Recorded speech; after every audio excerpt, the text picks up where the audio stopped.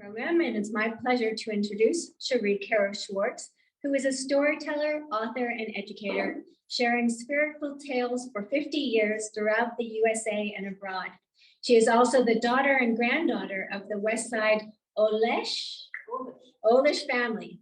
HEA has gathered storied memories and mementos from West Siders, including special stories of HEA's legendary and revered first Rabbi Emanuel Lederman.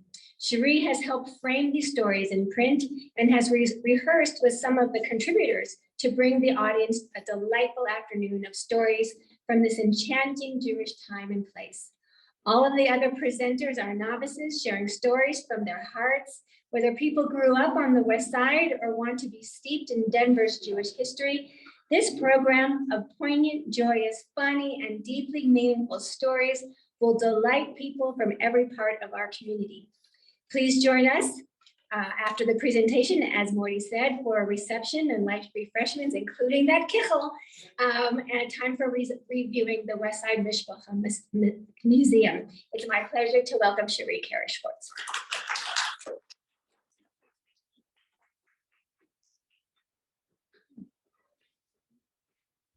The accent is on delight for Hanukkah, right? It is such a pleasure and an honor to see so many of you here and to know how many even more are joining us by Zoom.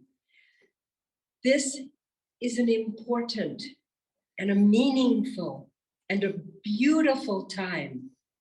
It's a time of miracles, as in Hanukkah. It's a time of gathering together and the miracle of a little space, a small part of Denver that became the Jewish West Side and flourished like a Camelot, like a Brigadoon that was here. That miracle remains, and the light of those stories remains with us. So I want to start by many thank yous. So we are delighted to have you here. We want to thank Rebecca Gershton and the Kavod on the Road program for being the sponsors of today's program, and to HEA for being co-sponsor in hosting this event and the whole exhibit and booklet and stories and all. To Morty Katovitz for starting the West Side group here at HEA and for his help with the exhibit along with his sister Cherie. To Cherie for her help with the West Side group's activities and for her formatting our booklet and getting it printed. To Eileen Naiman and Honey Wedgel Gesundheit for hosting the West Siders group on Zoom and in person. To James McKeon for his expert final editing of the book, and to Rhonda Morrison and Shalom Park for their generous loan of items from the West Side from the Osterver Shul, which are housed at Shalom Park. Thanks in part to several of the families that are here when those items went from the Osterver Shul to Beth Israel Hospital to Shalom Park. To our presenters at the very first West Side Tales event at HEA during Sukkot, and those were Heshi Zeppelin, who is here, and Beth Radetsky, and Eileen Naiman, who is here. Unfortunately, Anna Beckerman is ill and could not be with us to share her story. Barbara Susan is also ill and could not share her story today. And Liz Wolfson is also ill, so could not be here. They all send their fond regards and they're with us here. So we're going to dedicate today's program. We're going to dedicate today's program to the loving memory of wonderful West Siders who are no longer with us, but they live on and their stories live on in our hearts, right? Also to the memory of Sally Spivak and Sue Radofsky-Glick, and to the abiding memories of Rabbi Manuel and Bess Laderman, and to Rabbi Daniel and Ida Goldberger. Their memories are for a blessing, and their stories live on in us. So if you can take just one moment, if you can still hear me by having your eyes closed, go ahead and let them close just for a minute and conjure up what it was like for you when you were growing up, whether it be on the West Side or wherever it was in this country or another country, and see one moment in time, see one beautiful memory of what it was like when you were growing up. Smell it. You can almost taste it. You can almost feel it. Those are the kinds of memories that we will be evoking today from West Side Denver stories, but they're universal too. They apply to all of us, and I'm sure you're going to be thinking of some things that remind you of some of your own memories. Someone who has a long and beautiful memory is none other than Goldie Smith. And she, who was a beautiful, beautiful friend to the Ladermans, she who kept records of everything, including sisterhood, for so many decades, her history is what we started out with in the booklet. And it is my pleasure to welcome back up Rebecca to read a portion of Goldie's West Side story.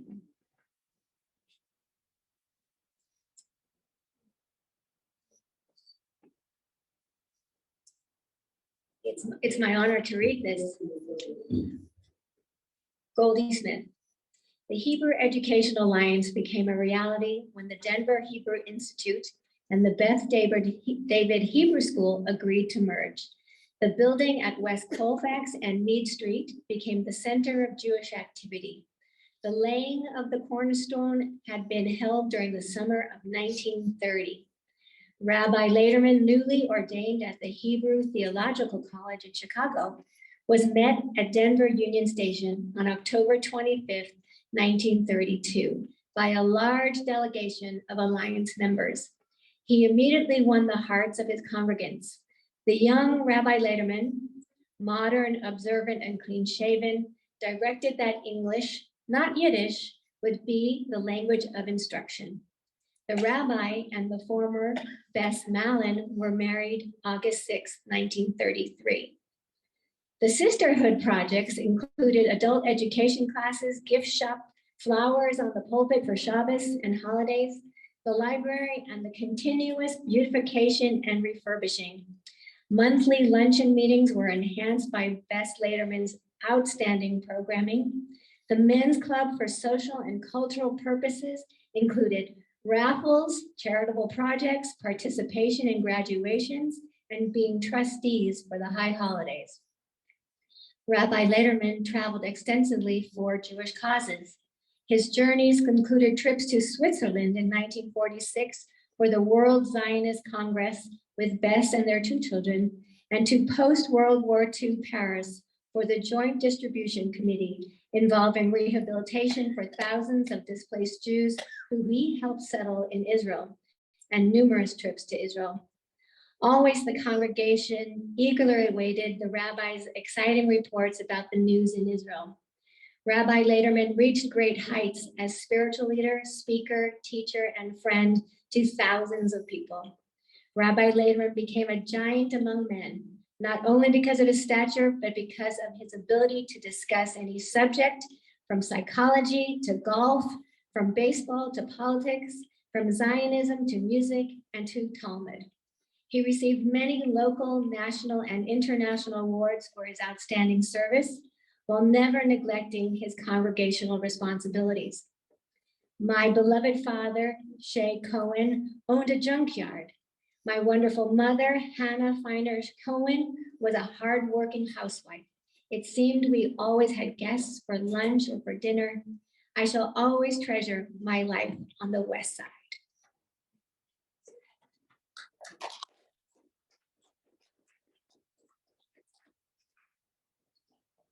Thank you, Rebecca, for reading that, and thank you, Goldie, for bringing that to us.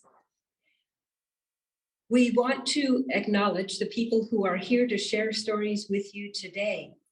They are Essie Perlmutter, Penny Nissen, Norm Chandler, Lee Radowski, and Eileen Naiman, and me. And I want you to know I have been a storyteller, author, and educator for over 50 years.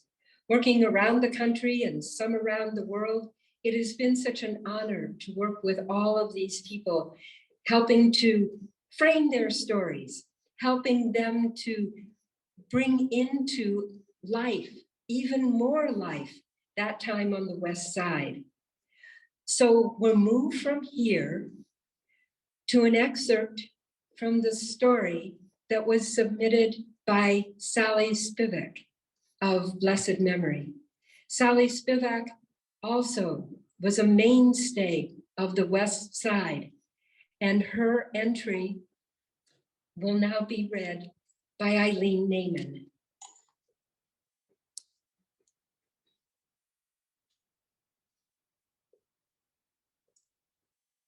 Welcome, everybody. It's nice to see everybody. A lot of familiar faces that I haven't seen for a long time. It's my honor to read this in memory of Sally, and we were friends for a long, long time. She wrote, growing up in an entirely homogeneous Jewish community around West Colfax in Denver, Colorado, I had a happy childhood and good memories. I was born at Beth Israel Hospital at 15th and Lowell Boulevard. Most families in our neighborhood came from the Eastern Europe. I always felt that my neighbors were friends who shared the same values. I knew all the names of the families and always knew I could go to any house if there was trouble or I needed anything, and I would be taken care of well.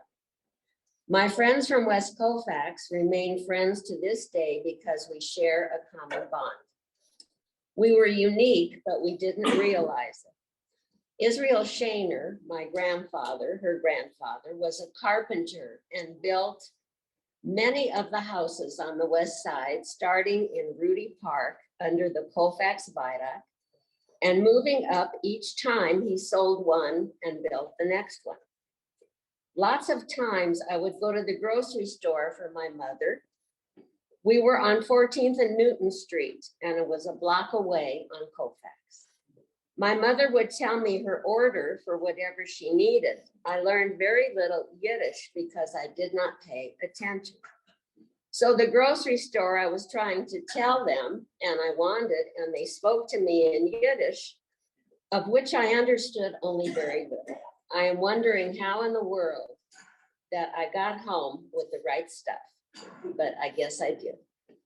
When I was 14 and 15, a friend and I walked to JCRS working for and with the tuberculosis patients to send out solicitations, letters all over the country for the hospital. We enjoyed the work and the camaraderie. Little did I know that someday I would be married to David, the grandson of the founder of JCRS, Dr. Charles Spivak.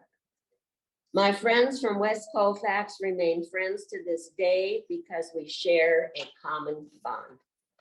We were unique, but did not realize it. I feel proud to acknowledge it now. May Sally's memory be for a blessing. And one little note, my mother worked with Sally at the JCRS, sending out donation letters. So that was very interesting.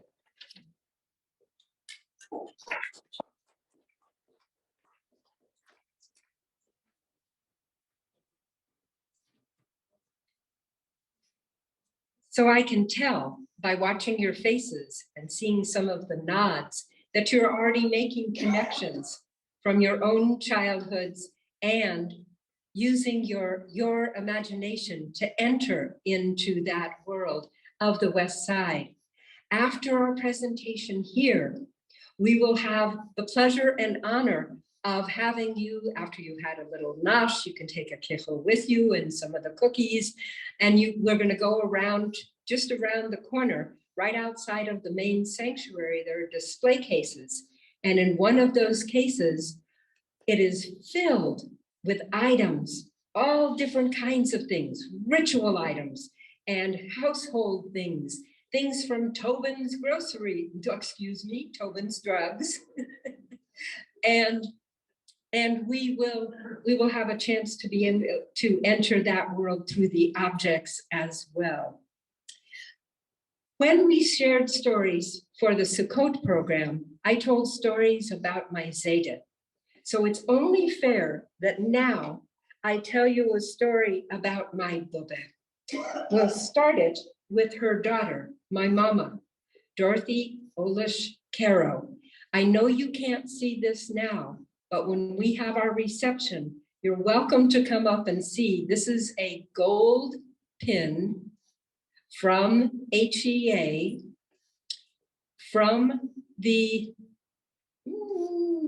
I think, 30s. And it is an honor pin. It's inscribed HEA honor on one side and Dorothy Olish on the other. And I hold it close. And it's right next to my Ajale dreidel. So we're keeping with the Hanukkah theme. So my Bobet, Rachel Cohen, became Ray Olish. And this is part of her story. You see, a long, long time ago, very long ago, because my family has been here for about 106 years in Denver. And not too far away, just on the west side, my Bobe had come to Denver. She had come from London, England. And her father, Davis HaKohen, and her mother, Hannah, for whom I am named, Shana Hannah is my Hebrew name. She had come across on the sister ship to the Lusitania after she had lost her voice completely because her fiance was killed while helping people into an air raid shelter during World War I. She lost her untrained operatic voice. So she was sent with one sister, Aunt Sophie, and she was sent to New York. She hated New York.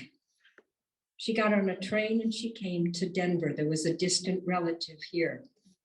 She was sitting outside on the front porch with her little hands folded thus.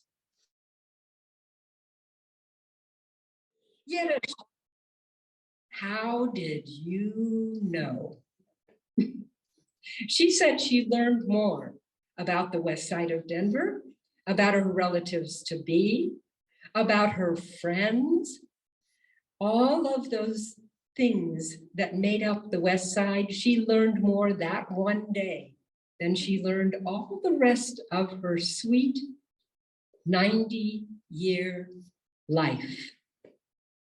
And that is one story of my Boba and the west side. We will now hear more and more stories. Are you feeling the juices running? Are you feeling the sense that you have stories that you remember?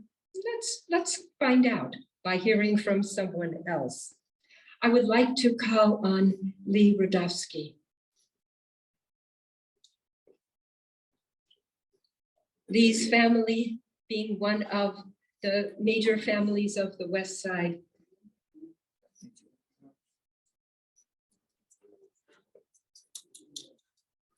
Well, I certainly can't tell a story like Cherie, but I'm going to do my best to read to you what I wrote. It might be a little longer. To me, it's like a movie with the reel running. As a kid, my brother George and I would go from our house at 1560 Newton to the shoal on Colfax. We would meet my grandfather on the corner of Colfax and Newton and basically run to shoal because he always thought he was late. It really wasn't. That's where we learned to walk so fast. The shoal, you'd mount the steps. There were these wide, long steps, and we'd mount them with him holding his hands. I was 6, my brother was 5.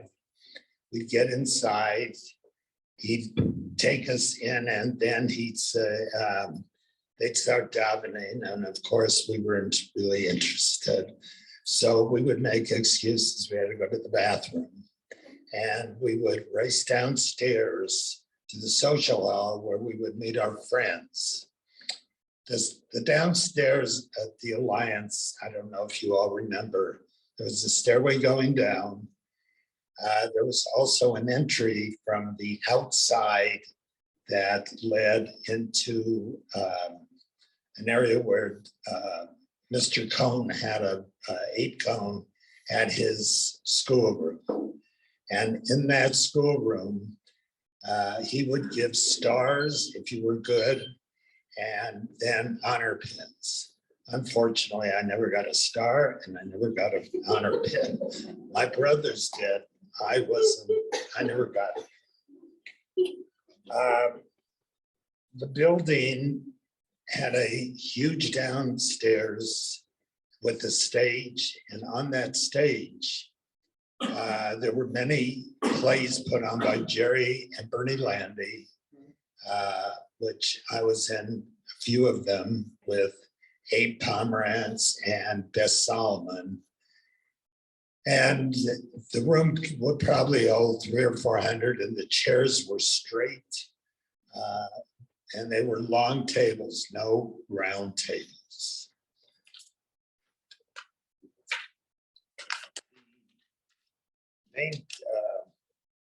There were teachers that I remember, Mr. Duman, Mr. Toby, Mr. Wolf, all of blessed memory.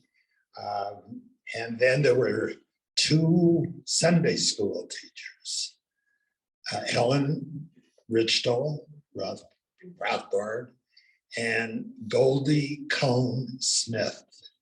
And Goldie is here with us today, and she agreed to come with me, and she is one of the stalwarts of the Alliance. As the congregation grew, they decided to move to the corner of 15th and Stewart Street. And my grandfather, a promoter, was the contractor. In 1952, in the summer, there was a big windstorm and all the steel toppled. And my grandfather got the call. I happened to be at their house because we were 2 doors away, jumped in the car, and we saw this massive steel. My grandfather looked at it and said, "Don't worry, it'll be taken care of." Within a few days, it seemed, all the steel was cleared and the building was built. That building had a school attached to it. It had, as you walked in, there was a foyer and then an entry, and then you walked in the sanctuary. There were many dinners that were held at the Alliance to raise money for the school. the first dinner I went to was with my grandparents and folks. I think I was after 13. And at that dinner, they had people donating money and they would shout out their donation.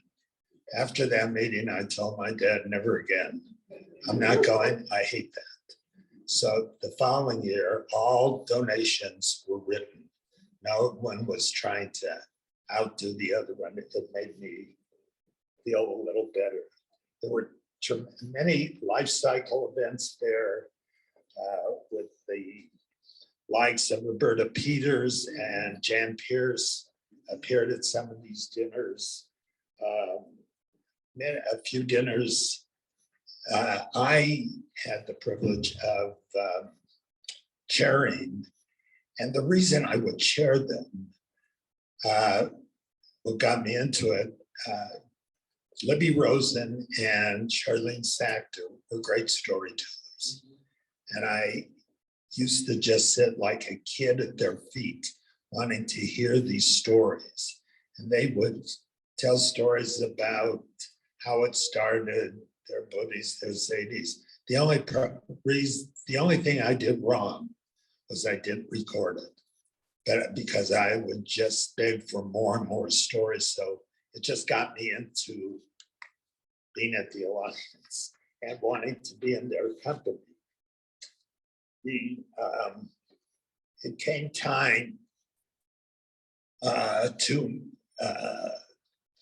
as you all know, the West Side, the Jewish population was kind of dwindling, and it was time to move. Under the auspices of Rabbi Goldberger, my brother Gerard, my uncle Jordan, Promoter, they facilitated the move to this building.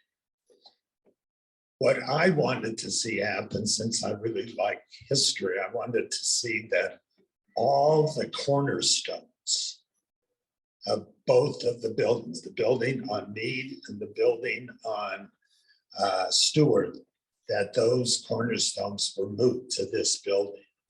And as if you go outside, you'll see 3 separate spaces, and that's the cornerstone from each building. I felt and an uncle of mine, Bernie Bernstein, helped in facilitating going to the people who owned the shul on or the building on Meade Street to see if we could empty it out, and they did, and then we filled it in, or he had it filled in, but who knows what.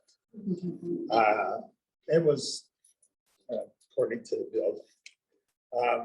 As the movie goes on, there are a few things that stand out to me in the building that was on Stewart. One was being with Lil Spire and learning how to make filter fish, and her telling me, gotta knead it more and put in more water.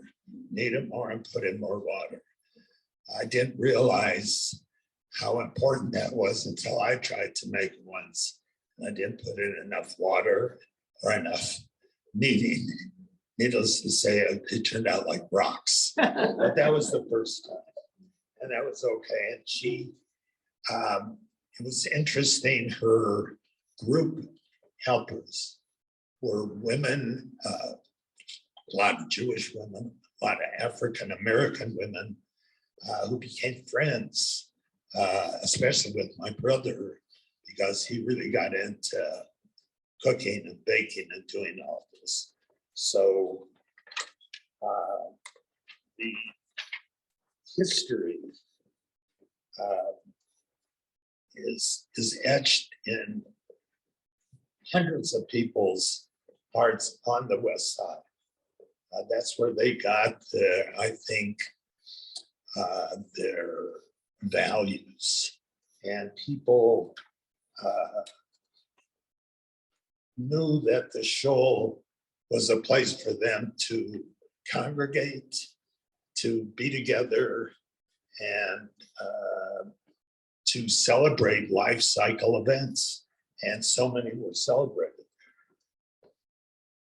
As I'm swaddled in so many memories, I know for sure that my life and the life of thousands were nurtured, knowingly, and in my case, not realizing the impact that the Hebrew Educational Alliance and Rabbi Manuel Lederman and Des Lederman had on me and my family. That's just a smattering of my recollections and memories that I cherish. I cannot conclude without mentioning my friendship with Muriel Lederman, who actually I spoke with yesterday for an hour and a half from her home in Jerusalem. Our friendship has flourished since we were 5 years old. And her mom used to tell us, friendships you make when you are growing up will be some of the best you have. I am here to attest to her wisdom. Thank you.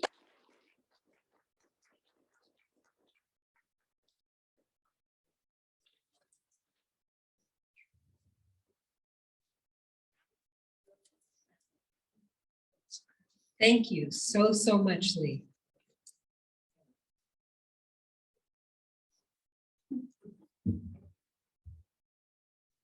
Lil Spire's gefilte fish and kishke were legendary. Did anybody ever make your own gefilte fish? Wow. Anybody ever make your own kishke? No. Lil did, and her daughter Shirley Leff is with us today. How wonderful that is that you're here. She's fine. I'm glad to be here. We are very glad that you're here. So many of the things that Lee brought out might spark some of your own memories. Anybody have a story, tiny little bit, a short, brief memory that you might have that connects somehow to your own growing up time? Okay, Goldie.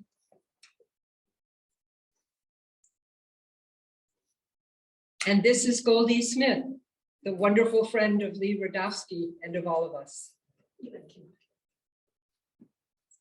I might be the matriarch of this group, but when I was going to Hebrew school at the Alliance, we had a school song, and I would hope that somebody here could help me with the words. I remember that it started with Ivrim Anachnu, and it ended with El Alliance Beis Sifrenu. And I cannot for the life of me remember what was in between. I just don't know. But if there's anyone here who remembers it, who is as old as I am, please tell me so I can refresh my memory. Thank you very much.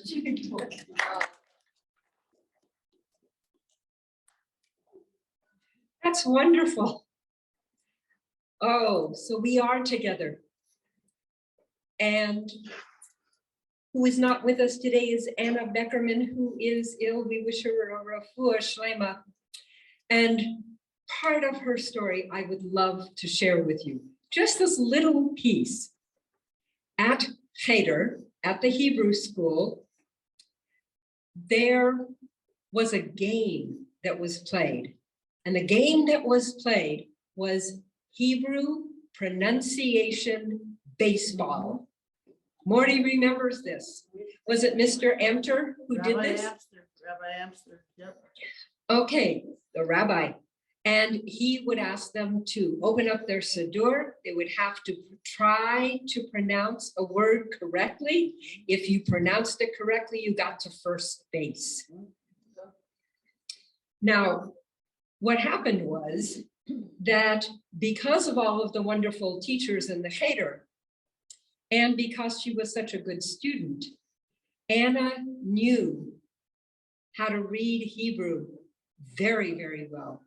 And she spoke Yiddish fluently. So she was the one who would not only get to first base, she'd get home runs. And when she did, she would just about inevitably win. Except, she said, when a very few people decided to cheat. She could say the ah and oh, the difference between the Ashkenazi and the Sephardi, or Sephardi and Ashkenazi pronunciations really, really well. And she said that she loved, more than anything else, she loved learning the Hebrew, our language. So that is something of hers. I also thought that it would be fun to let you know something about another person who couldn't be with us today, Barbara Susan. Now, to have this story, how many of you were ever sent to the store to buy things? Of course, right? How many of you were ever sent to the store to buy a live chicken? Live chicken, a couple of hands go up. How many of you were ever sent off to the shochet, the ritual slaughterer, to get a chicken slaughtered? Oh, there are a few hands. Aha, or you were taken with them to be able to do this? Well, Barbara Susan was fairly young, and she was sent off to take the chicken to the shochet, who I think at that point was called shoichet. You have to get that correctly. And she was sent off with this live chicken. She had to carry it across Colfax, West Colfax, close by where my Boba and Zeta lived at 1403 Mead, just down the street from that original alliance. So they would always have a parade of kids and adults going back and forth between 1403 Mead on the corner and the alliance on the other end. So right about at that spot, Barbara was sent off with the live chicken with its feet tied up. So she was carrying the chicken. She saw that there was no traffic coming. It's not like Colfax now, but it was still fairly busy. She knew that she could cross the street and then she'd be almost at the shoichetz. So she carried the chicken. In the middle of the street, the chicken started kicking her. She dropped the chicken, and here was a live chicken who was bouncing around because his legs were tied together all over Colfax Street. She went back to her mom with tears flowing down. Her mother said, "How could you do such a thing? This was our chicken." And she ran out, the mom, with Barbara. Barbara stayed on the sidewalk. The mom ran out into the middle of Colfax, stopping traffic so that she could get the bouncing chicken and take it to the shoichet. And that's the story. So these kinds of stories, food stories, we have a group of nice Jewish people, we're going to get food stories also. We have a beautiful memory as a poem that is coming next from Essie Perlmutter, who is not only the aunt of Lee and Gerard and Harley and Sue of blessed memory, but she also is the wife of Jordan Perlmutter, who built the alliance on Stewart Street. Essie, it is a pleasure to welcome you up.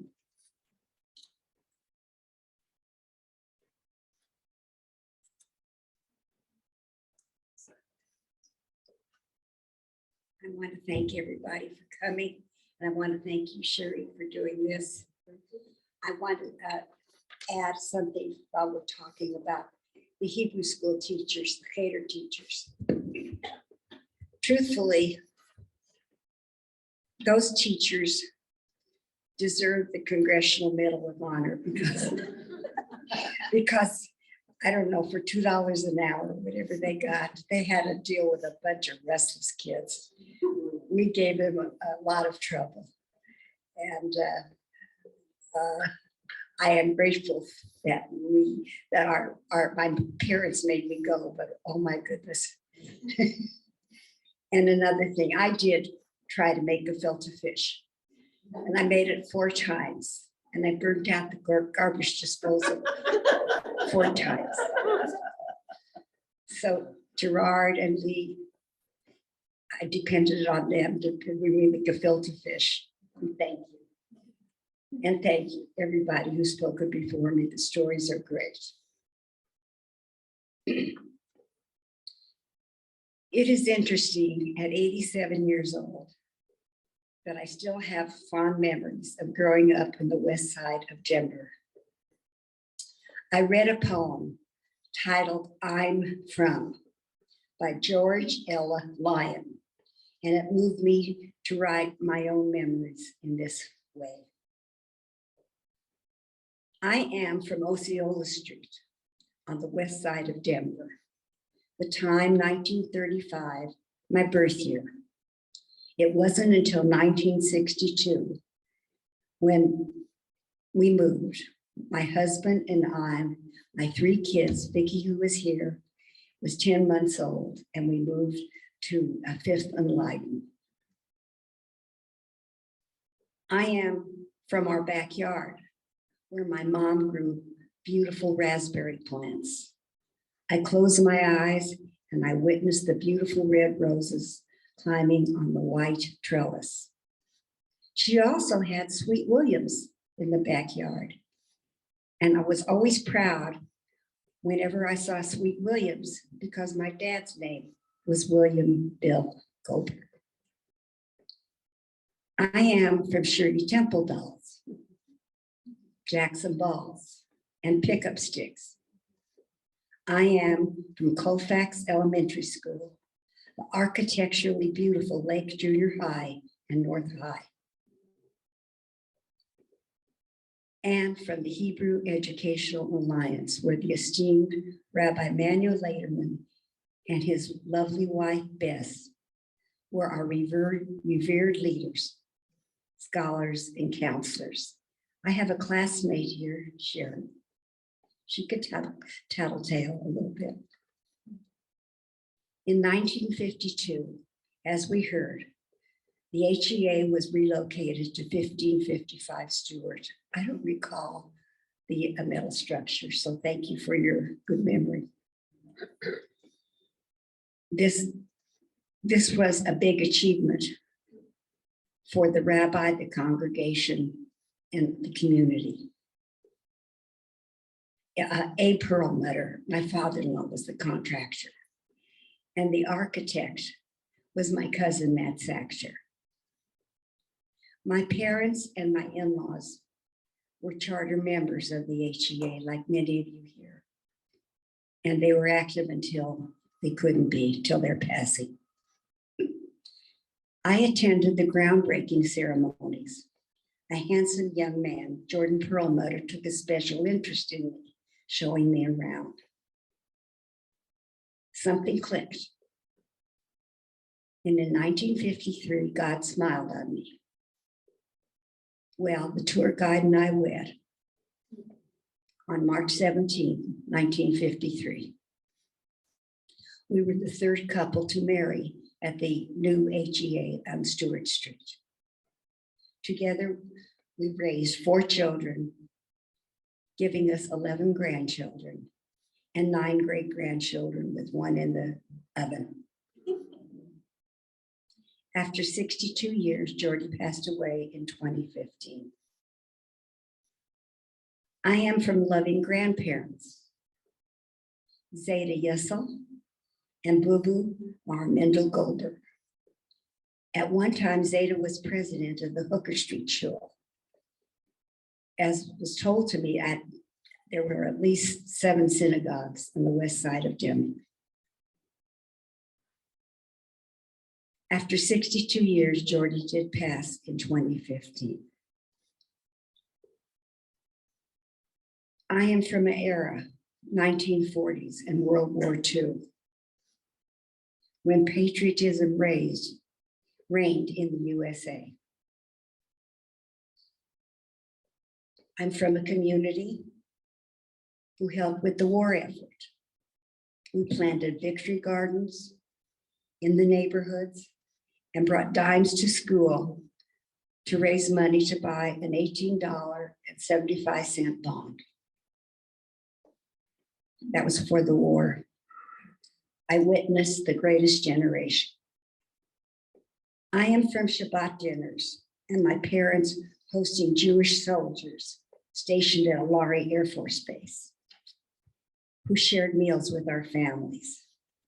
Another ritual on Fridays, because I remember my mom and other women going to Fitzsimmons Hospital to bring and serve traditional food to the Jewish soldiers that were wounded, so they too could enjoy Shabbat. I am from the canteen at the Jewish Community Center on Irving Street. We kids learned to ballroom dance and boogie up. The BBG girls and the AZA boys gathered at the J to play basketball and have debate tournaments. The JCC was a blessing for the teenagers to gather.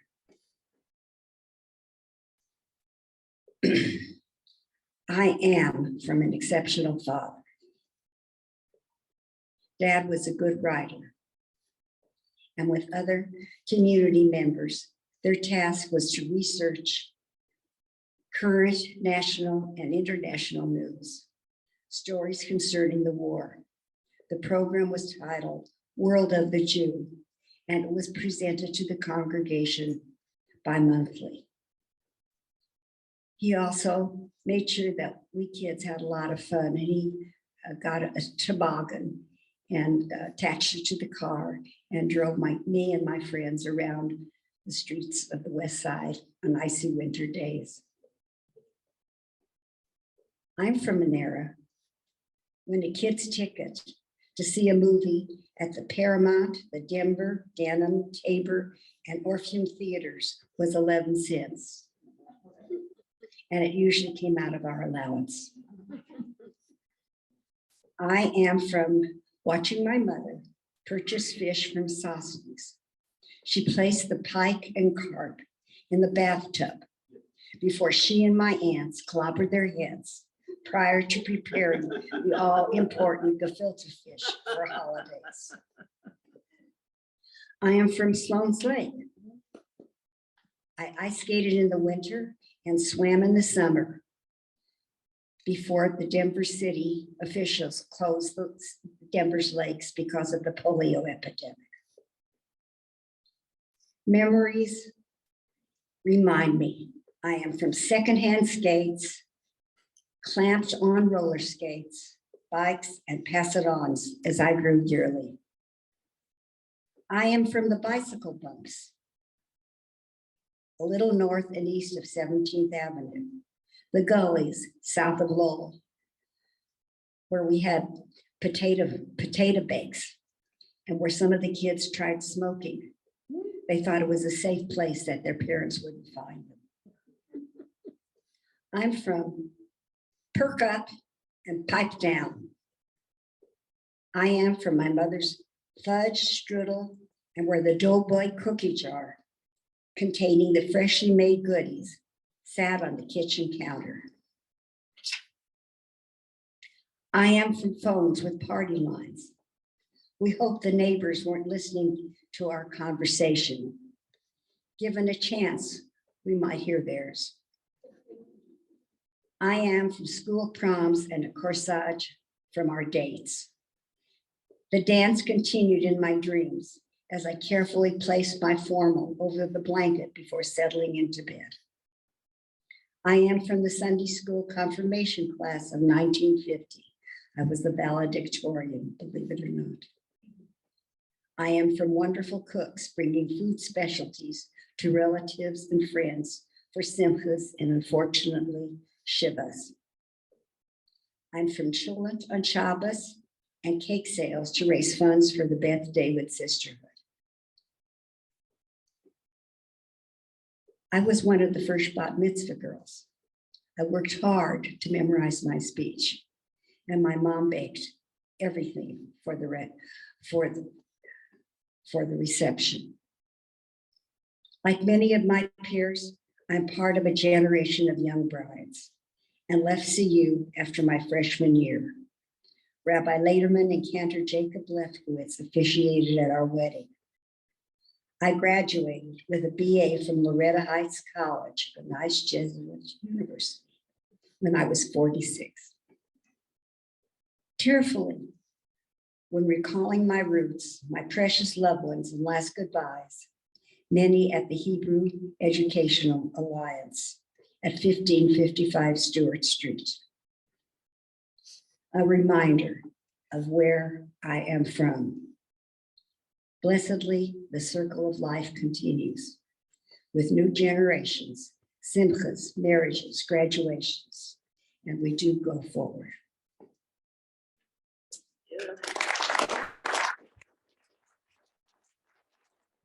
Thank you, Essie, so very much. Poignant memories, all of these.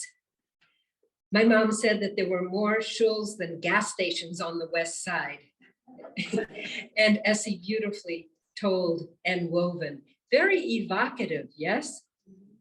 Of many different places. I see some people dabbing at their eyes. And it's been hard for me even knowing their stories and having rehearsed them with them and reading them and editing them with Norm and with James. Still, they really touch my heart. And I'm so glad to see and hear that they're touching yours as well. As we gather in the memories of all of those people, I gather in the memories of my Uncle Jerry Olesh and my Aunt Lucille and my Uncle Art Moss as well. And all of you, I know, are gathering in memories, not just for yourselves, but also the family, the extended mishpacha, and the circles going out and out and out. And all of those form what was this Camelot from the late 1800s till about the 1960s. And during that time, and just in the space of, say, maybe 12 up to 20 something, and from Federal up to perhaps from Lowell up to Federal in that area. From Federal to Sheridan. I knew that somebody was going to correct me. And that's good, because that's what we're here for. If anybody remembers more of the words to Goldie's beautiful song, you're going to want to see her at the end to be able to let her know some more of that. It's also possible that it's online, because Rabbi Google is a very important resource, right? So we're going to go from here. We're going to go to Honey Wedgel Gesundheit, who couldn't be with us today.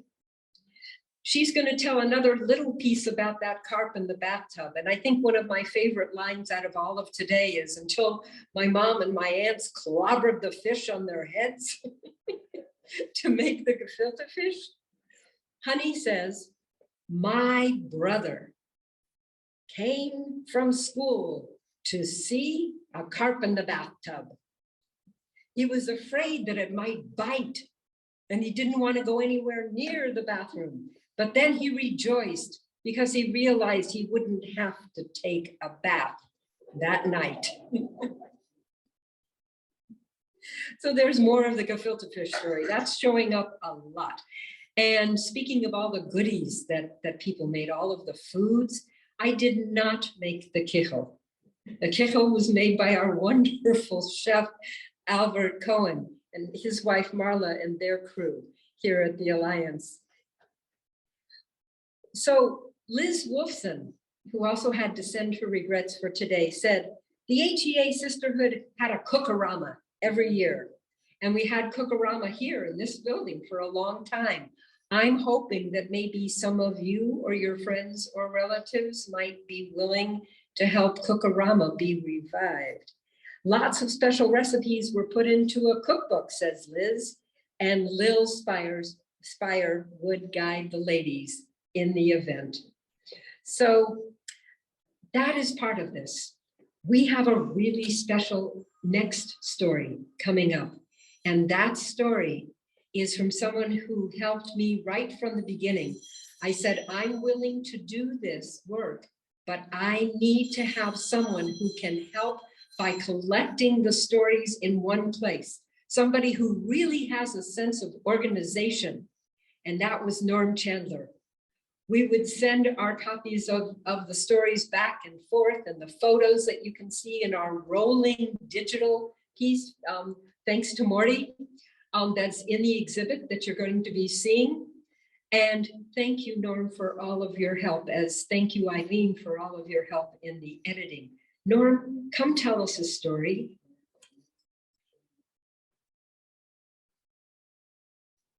This is Norm Chandler. Well, thanks. I actually have two stories. There's many of them. I grew up on, I'm the last of my generation of the West Siders, or at least virtually almost the last. I remember that of the many stories that I came over here in 1973. So it'll be the late 60s, early 70s. And I remember very much the drugstore that was, when everybody thinks of drugstores on the West Side, they think of Tobin's. But the one that I was most familiar with was Denver Drug. And Denver Drug was like the competition to Tobin's, but they were a little bit different. Denver Drug was located between Osceola and Perry Street on the north side of West Colfax. And one of the things that I remember the most were the big windows that are still there today. The building is still there, where the southern sun would shine in to the store. And when you walked in the two doors that he had to get into the building, to get into the store, and he only had two doors, on the left-hand side were the magazines, and they went along the wall over there. And on the right-hand side was your typical impulse items that you find in any drugstore. But there was a like a aisleway, and that's where the two pharmacists that ran the place, Sam and Herman Emerson, would basically hang out. And they would fill the prescriptions in the back of the store in this little caged area. And you could always go to them. Those were the days when you had an ailment, and before you went to your private doctor, you used to go to them and discuss your ailment, and they would tell you about what needs to be done, or whether it was serious, or what the story was. But in the store, the part that appealed to me the most was about the third aisle over. And what they had were models. I don't know why they had models in a drugstore, but they had like car models. I brought a picture of the car models like you'd find on the internet today, where you buy little cars, and they were all in boxes on the shelf, and you had all different kinds of cars. But the one model that appealed to me the most, that I saved my money up for, was that of a rocket.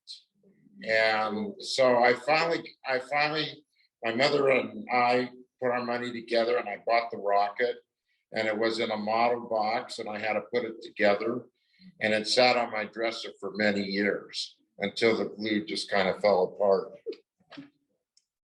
It was a wonderful day, and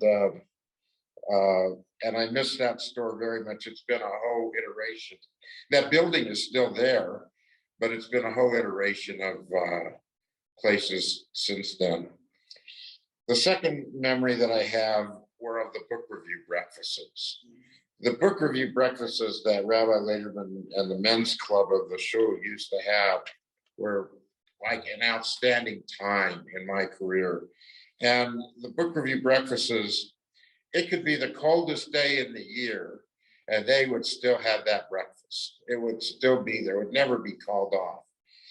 And they would have political people that would show up, like Dennis Gallagher and other people who were interested in having a place to meet people. And it was a wonderful place. And the people would, you'd come there in the morning, you'd park your car, you'd come in, and you'd have to wait in the foyer until it was precisely 9 o'clock. You could buy your tickets beforehand, but you had to wait till they opened the door till you gave them the tickets.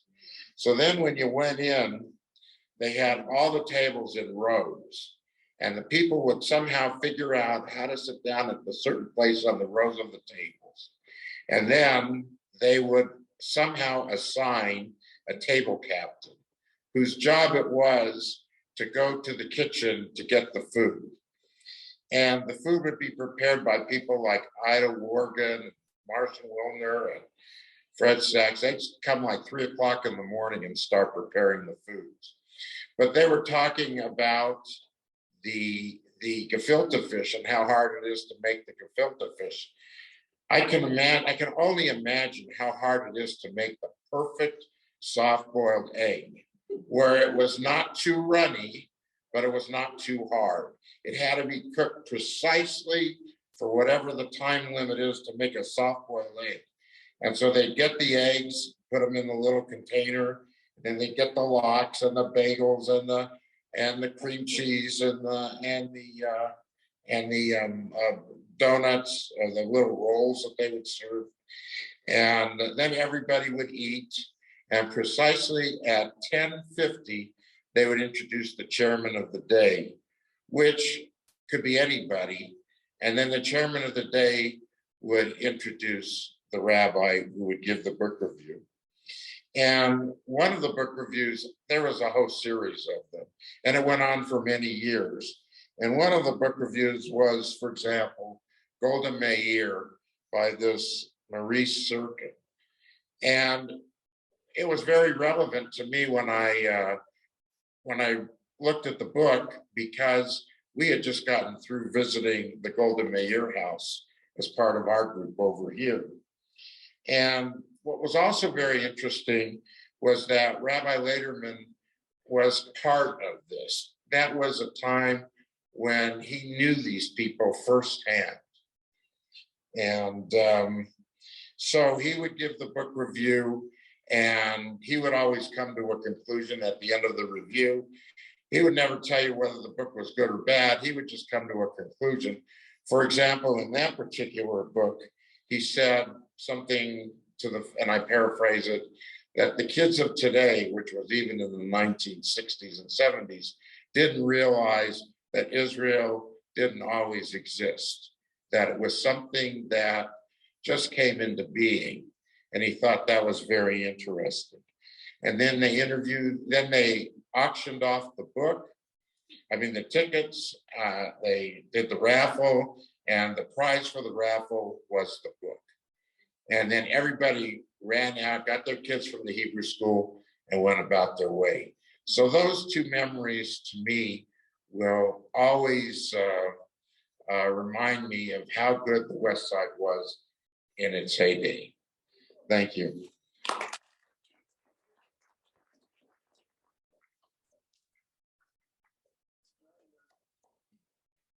Thank you, Norm. Can you see what a kaleidoscope that all of these stories are? Every one of them presents a different aspect, a different facet. Just like there are 70 facets of Torah, there are 700,000, more than that, facets of life on the West Side.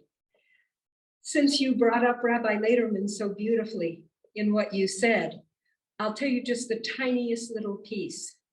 When I graduated from college, my mom said, it's time to see Rabbi Lederman again, because we would go over to the house for the open houses.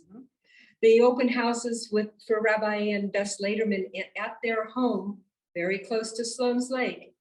Those were so gorgeous, and all of the women of the entire neighborhood baked for those. And so I saw Rabbi Lederman quite a bit, but when I graduated college and my mom said, let's go talk to Rabbi Lederman.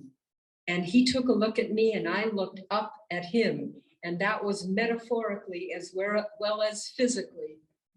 And he said, so tell me, what do you want to do? And I said, I want to be a storyteller, which I have been now for 50 years. He said, so be a Jewish storyteller.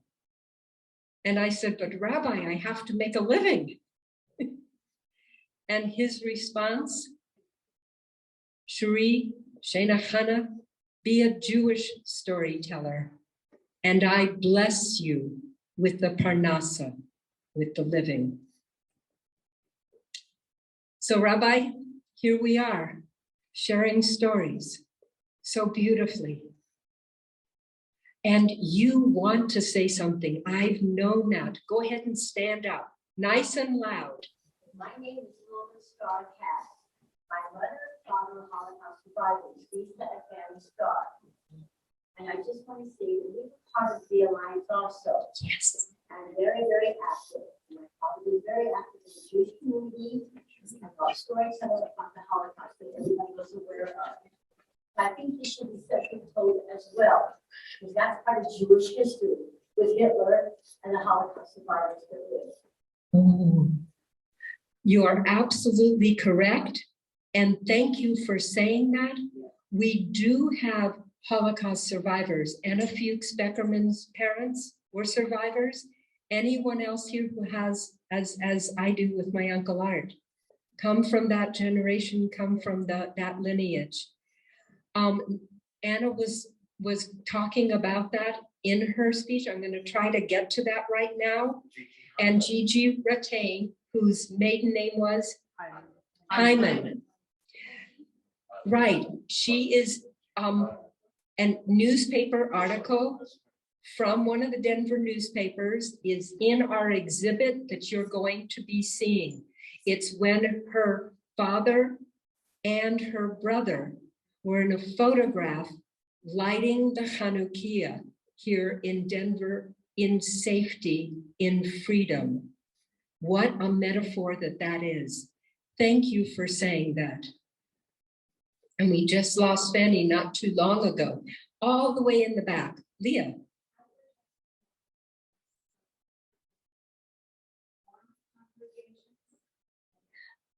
As you can see from the heads that it was basically an Orthodox community. Oh, the East Side, you know what? That's a whole other story. And Morty, did you want to add anything to that? Okay, Essie. I meant to add something. Talking about jogging memories. Little louder. I'd like to add something when you talked about jogging memories. One of my memories is when you're speaking of the war, I will never forget when Eleanor Roosevelt came to Denver and she spoke for the gospel and she came to the Hebrew Educational Alliance and Rabbi Leonard escorted her.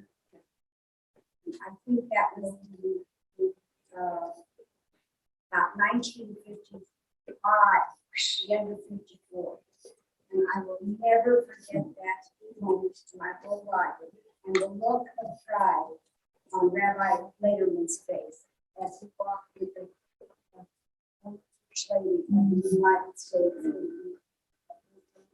And that was on watch. What a story. If you could not hear that, I'm just going to paraphrase Essie. And that is that Eleanor Roosevelt, the former first lady at that time, came to Denver in around 1954 or 55. She spoke at the Hebrew Educational Alliance. And Essie said, you should have seen the look of pride on the face of Eleanor Roosevelt as she spoke about the Holocaust survivors. Rabbi Lederman was the one who escorted her in. And it was that look of pride on his face as he watched the Jewish community, including Essie, listen to Eleanor Roosevelt. What a story. I think one story begets another, don't you? And I think that it's time to hear from someone from the West Side whose family was on the West Side and who has a strong connection from sister to sister to sister. This is Penny Nissen, my wonderful friend who I worked for at the Meisel Museum, where she worked for many, many years. And it is an honor, Penny, for you to come and share with us some of the Tempelhof story.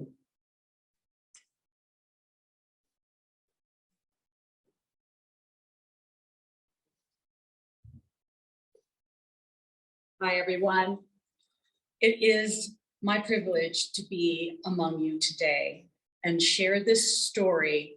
First of all, I'm representing my mother, Helen Eisen, who's 93, and my aunt, Evelyn Mendelsberg, who's 96, who can't be here today, and my Aunt Dorothy of blessed memory, Dorothy Gibbons.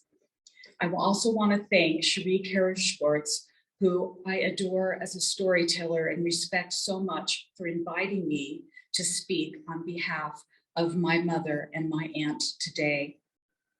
Their story is about the legacy of Denver's West Side. It's because my maternal grandparents, Hill and Ida Tempelhof, who grew up and were childhood sweethearts in Constantine, Poland. When they got married as late teenagers, Hill, who was no more than 5 feet tall, decided that because of the frequent wars in Poland and anti-Semitism, that it wasn't a place to raise a family. So he left my grandmother, Ida, with her parents in Poland and said, I'm going to find another country to live in and raise a family. He left Ida behind and started his travels, which were arduous and difficult, and made his way all the way to Pueblo, Colorado, where Ida's brother Dave lived. It took him 7 long years to raise enough money to send for Ida in Poland.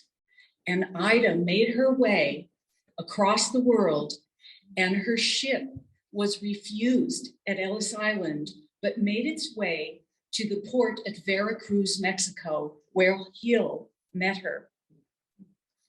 When they left Veracruz, they journeyed to Juarez, Mexico, and then waited for papers to get Ida across the border. Their first daughter, Evelyn, was born in Juarez and became a Mexican citizen, but had papers from Hill. When they got papers to cross the border, they went across to El Paso, Texas, and then journeyed to Pueblo. They raised 3 daughters in Pueblo, Colorado. The oldest was Evelyn, the middle child, my mother, Helen, and the youngest, Dorothy. When those 3 daughters reached high school age, Hill and Ida said, wow, they're getting close to being marriageable age. We need Jewish boys. And Pueblo didn't have enough Jewish boys in order to date their 3 daughters. They had heard that the west side of Denver had a sizable Jewish population, so they made the difficult and critical decision to leave Pueblo and move to Denver's west side. They closed their thriving business, sold their house, and in 1945, moved to the west side of Denver. In 1947, Evelyn Tempelhof met Nathan Mendelsberg. So the Tempelhofs planned a wedding. They went to a local bridal store and bought a satin and lace wedding dress for Evelyn to wear at her wedding. Because netting wasn't widely available so soon after the war had ended, she wore a simple white hat. Nate and Evelyn got married at the Yeshiva Synagogue on Denver's west side. The alliance wasn't built yet. Then in 1949, a blind date happened between two couples on the west side. Sam Feiner had a date with Helen Tempelhoff, and Eugene Eisen of the west side had a date with Eunice. They went on this double date and decided that they liked the other date that the other couple had better. So they actually exchanged dates. Eunice ended up with Sam, got engaged and got married, and Eugene ended up with Helen and they got engaged. And in 1947, planned a wedding. Because Helen was of similar size to Evelyn, she wore the same satin and lace wedding dress. But since netting was more available, she had a beautiful veil made for her wedding. That wedding took place at the brand new Alliance Synagogue on Stewart Street. Going forward in 1950, the youngest Tempelhoff daughter, Dorothy, started dating Joseph Gibbons. They got engaged, and because Dorothy was of similar size to the other two sisters, she wore the same satin and lace wedding dress, and again, had a lot of netting for her beautiful, distinctive veil. Why am I telling this story and why am I here and appreciating this so much? It's because my little grandparents, who were only 5 feet tall, not very strong, normal everyday people, made the decision to leave Poland before the Holocaust. Because my grandparents decided to leave their thriving business and home in Pueblo and make it to Denver's west side, they found Jewish husbands for their 3 daughters. And those 3 daughters and their husbands gave Hill and Ida 11 grandchildren. And from those 11 grandchildren, 20 great-grandchildren. And I know Hill and Ida are smiling down from heaven on 8 great-grandchildren. And that is why I'm here today telling the story of the family legacy of the West Side. And here, and I'll pass this around, is a photograph of the 3 Tempelhoff daughters, Evelyn on the right, my mom in the middle, Helen, so Evelyn and Nate, Helen and Jean, and Dorothy and Joe, and my maternal grandparents, Ida and Hill Tempelhoff. And this is the original picture of their weddings in the Yeshiva Synagogue and the Alliance Synagogue of Denver's West Side. Thank you very much for this opportunity.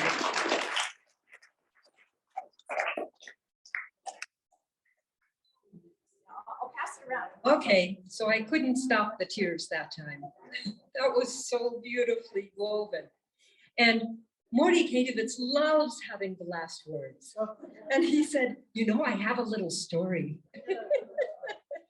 So I'm going to turn this over to Morty, letting you know that when this finishes, then we will have our reception in the back.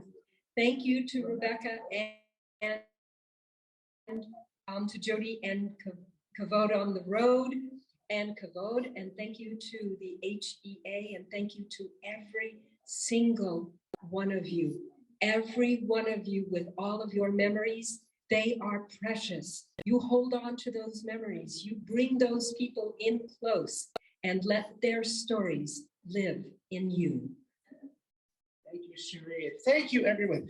I don't want to get too verklempt. Faggy Bernstein's here. Faggy, and well, Nady Greenberg was your brother-in-law? Nady Greenberg. Nady Greenberg. Yeah. Well, how is he related to you? How is Nady related to you?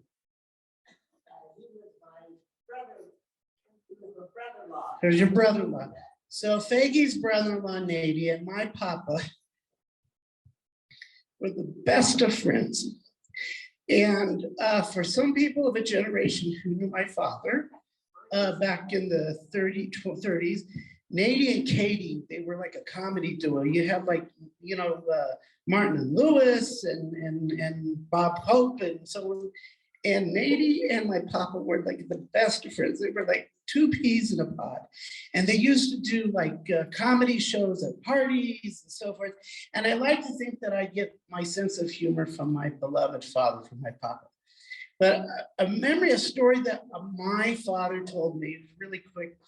This one didn't make it into the book. My grandma Tilly, she owned a bar down in Lodo. Somewhere in Lodo, if I knew where it was, we would be sitting on good real estate today. And it was called Tilly's Oyster Bar. And she worked because my grandpa Sam, my dad's father, he had a stroke. He couldn't work very well. So my grandma Tilly, she worked. So she had a bar down in Lodo. And it was called Tilly's Oyster Bar. It was somewhere in Larimer, I think, or Arapahoe. And there was a dirty cop who was rather anti-Semitic, who would shake down the business owners, if you're Jewish or an immigrant, and would shake them down for protection. And my grandma wouldn't play ball with them. So what did this cop do? He planted an underage drinker in the bar. And no sooner had this woman sit down at the bar, my grandmother checks her ID, she puts the drink in front of her, boom, this cop, his name was Finney, or Finnegan, or something. My father told me, Finney, I think was the name, because it was rhymed with Albert Finney. I remember Papa told me the actor. And so she puts the drink in front of this woman, boom, this cop walks in, arrests the woman, arrests my grandmother, takes the license off the wall, and she throws her into jail. They throw her into jail. Well, here's a woman with 3 children at home, a husband who can't work, and how are they going to? So they went to Annie Zesh. Anybody remember who Annie Zesh was? Annie Zesh, whose namesake, her granddaughter, is one of my dearest and closest friends, Anne Patrice Kaminsky, AP, as some people know her today, but I still call her Anne Patrice. She's my girlfriend. They get Annie Zesh. Annie was very heavily politically connected. She was the Democrat whip and captain for the West Side. And she was a force of nature, from what I understand, to keep it clean. And you didn't want to get into an argument with her because she could probably take care of business with you. And because of her political connections, they went to the city attorney and went to Annie for help, and to the city attorney, and they were able to get my grandmother out of jail. She paid a fine. She couldn't own a bar ever again, but thankfully for Annie Zesh, and now her granddaughter, who was like my best friend, my closest friend since we were 4 and 7 years old, got my grandmother sprung her from the pokey and got her out of jail. But these are the wonderful, colorful stories that make up our heritage, our legacies, which make up the West Side, which make us the community we are today. I'm 61, Norm and I are kind of the same generation. We are kind of the latter. My beloved sister Sherry's here, my Aunt Annie's here. So I'm so happy to be able to be part of this, that you are here, our legacy continues, and into the next chapters of our Jewish community and the Hebrew Educational Alliance. Thank you, Cherie.